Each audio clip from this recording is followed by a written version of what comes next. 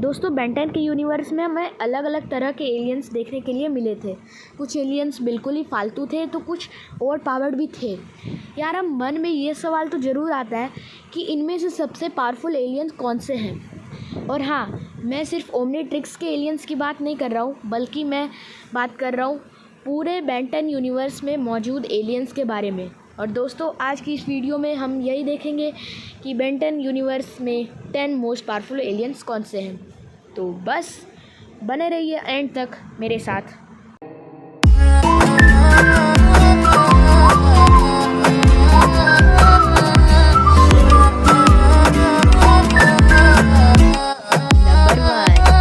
Diamond head. दोस्तों classic Ben Ten cartoon के दिखाए जाने वाले एलियन डायमंड हेड को तो इस लिस्ट में होना ही था। मेट्रोसेफियंस रेस के ये एलियंस सबसे ताकतवर एलियंस में से एक होते हैं।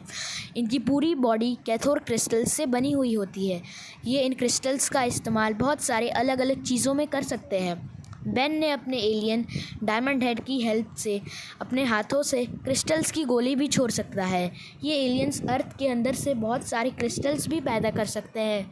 वो क्रिस्टल्स के पहाड़ बनाकर उन्हें कंट्रोल भी कर सकते हैं।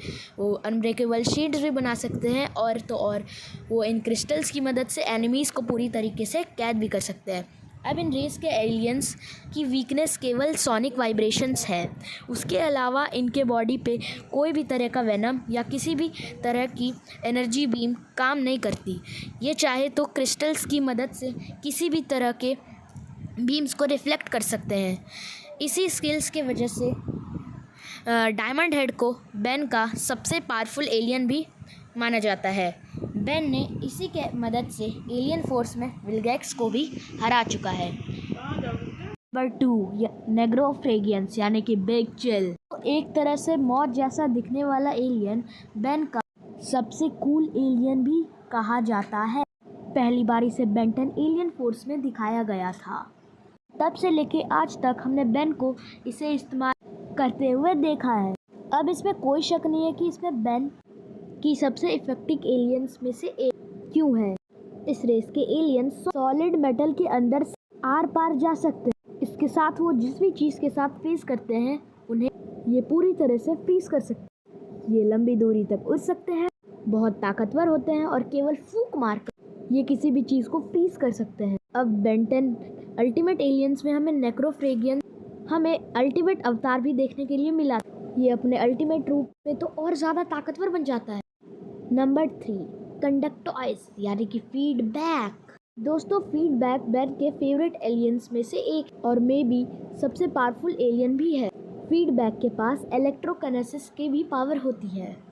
ये अपने बॉडी से इलेक्ट्रिकल एनर्जी और बीम्स छोड़ सकते हैं। सिर्फ इतना ही नहीं, ये हर तरह के एनर्जी को अब्जॉर्ब भी कर सकते हैं। ऐसी हर खतरनाक एनर्जी जो इन पर छोड़ी जाती है वो आसानी से अब्जॉर्ब कर लेते हैं और उसका इस्तेमाल उड़ने में या अपने को वापस भी फेंक सकते हैं। अब इस एलियन की खास बात यह है कि ये ऑलमोस्ट अनलिमिटेड अमाउंट की एनर्जी अब्जॉर्ब कर सकता है। बेन 10 ओमनीवर्स में फीडबैक ने बैंक से निकलने वाली पूरी एनर्जी को अब्जॉर्ब कर लिया और माइंड ट्रूवन को हरा दिया था, जैसा कि आप लोग देख पा रहे हो। नंबर 4 टोकू स्टार्स यानी कि वे बिग। अब दोस्तों वैसे तो ये स्पेसिस के एलियन बेहद ही शांत स्वभाव के होते हैं और लड़ाई करना बिल्कुल भी पसंद नहीं करते, लेकिन उनकी पावर उतनी ही ज़्यादा स्ट्रांग होती है।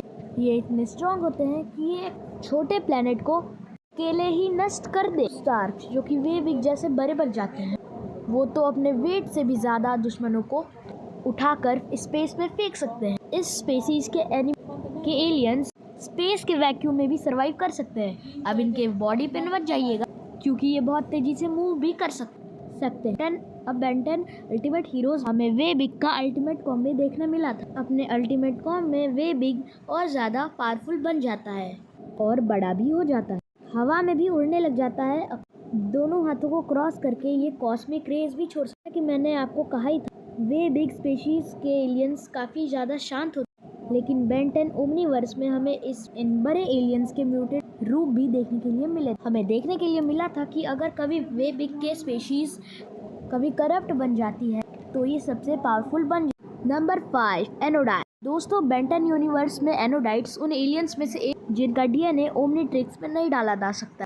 एनोडाइट्स फ्री स्पिरिट के एलियंस होते हैं जो पूरी तरह से एनर्जी से बने होते हैं। वैसे तो एनोडाइट्स फॉर्म के बहुत ही कम लोग अपने असली फॉर्म में आ पाते हैं, लेकिन जब वो अपने एनोडाइट्स फॉर्म को अनलॉक कर लेते हैं तब उनके पास अनलिमिटेड पावर सोर्स आ जाता है। अब इस एलियन स्पीशीज के पास मानव को कंट्रोल करने का पोटेंशियल होता है। ये यूनिवर्स के लाइफ एनर्जी को भी एब्जॉर्ब कर सकते हैं।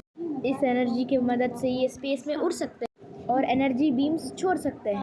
सही ट्रेनिंग के साथ एनोडाइट्स एक हद रियलिटी को भी कंट्रोल कर सकते हैं। पूरी तरीके से मैच्योर एनोडाइट्स जैसे कि बेन और ग्वेन के ग्रैंड माँ इतने ज़्यादा पावरफुल है कि उनके लिए ओमनीट्रिक्स भी बच्चों का डिवाइस।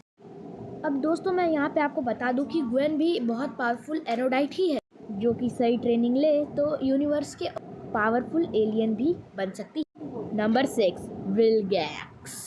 दोस्तों हम सबको पता है कि विलगैक्स इस लिस्ट में आने ही वाला था, क्योंकि विलगैक्स को इंटरगैलेक्टिक वॉरलॉर्ड और 10 वर्ल्ड का कॉन्करर भी कहा जाता है। ये एलियन बेन का सबसे ज़्यादा खतरनाक दुश्मन रहा। जब बेन पहली बार विलगैक्स को मिला तो उसने अपने बॉडी को इतना ज़्यादा मॉडिफाई कर वो अपने हाथ से पहाड़ तक को तोड़ सकता था। और बेन 10 एलियन फोर्स में उसने 10 वर्ल्ड पे कब्जा कर लिया था और उस 10 दुनिया के योद्धाओं को हराकर उनकी शक्तियाँ ले ली थी।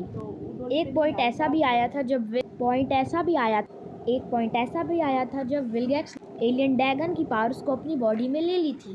इससे ही पता चलता है कि विलगैक्स कितना ज़्यादा पावरफुल है और ये और ज़्यादा पावरफुल बन सकता है। हालांकि चलते सालों में बेन विलगैक्स से भी ज़्यादा पावरफुल बन जाता है, लेकिन फिर भी हर बार विलगैक्स बेन को किसी न किसी तरह हरा ही देता है। अब एक बार तो विलगैक्स ने अपने नंबर 7, क्रोनोसेपियंस यानी कि क्लॉकवर्क। दोस्तों क्रोनोसेपियंस किसी भी तरीके से फिजिकली ताकतवर नहीं, ना ही वो बहुत तेज़ है, लेकिन उनके पास बहुत ही ओवर पावर्ड शक्ति। ये एलियंस खुद टाइम को मैनिपुलेट कर सकते हैं और इनके पास क्रोनोकिनेसिस की पावर भी होती है। इससे वो टाइम को स्लो कर सकते हैं। वो खुद नॉर्मल स्पीड में चल पाते हैं और इसीलिए ऐसा लगता है कि वो बेहद ही वास्ट क्लॉकवर्क टाइम बीम्स भी छोड़ सकते हैं, जिससे हर स्पीशीज का एलियन धूल में बदल सकता है। क्रोनोसेपियंस अपने बॉडी को और ज़्यादा मॉडिफाई करके और ज़्यादा पावरफुल बन सकते हैं, जैसे माइंडट्वर्ट ने किया था। इसका सबसे ज़्यादा खतरनाक हथियार है टाइम को रिवर्स कर दे।